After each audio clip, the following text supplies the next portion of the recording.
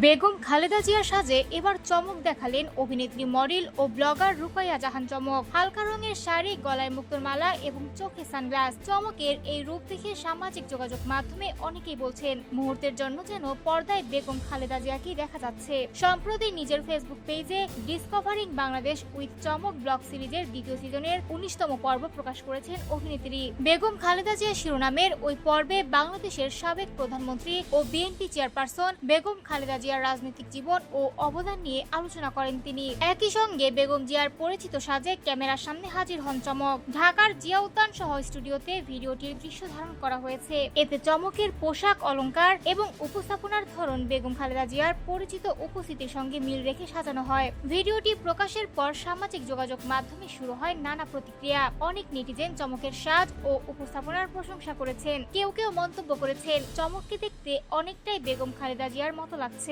আবার কারো মতে তার অভিনয় ও সাজসজ্জা এতটাই বাস্তবসম্মত ছিল যে কয়েক মুহূর্তের জন্য বিভ্রান্ত হওয়ার মতো পরিস্থিতি তৈরি হয়। এর আগে চলতি বছর কুষ্টিয়ার একটি আসন থেকে সংরক্ষিত নারী আসনে বিএনপির হয়ে মনোনয়ন ফর্ম সংগ্রহ করে আলোচনায় এসেছিলেন রুকাইয়া জাহান চমক। সে সময় তিনি বিএনপিতে আনুষ্ঠানিকভাবে যোগ দেওয়ার কথাও জানিয়েছিলেন।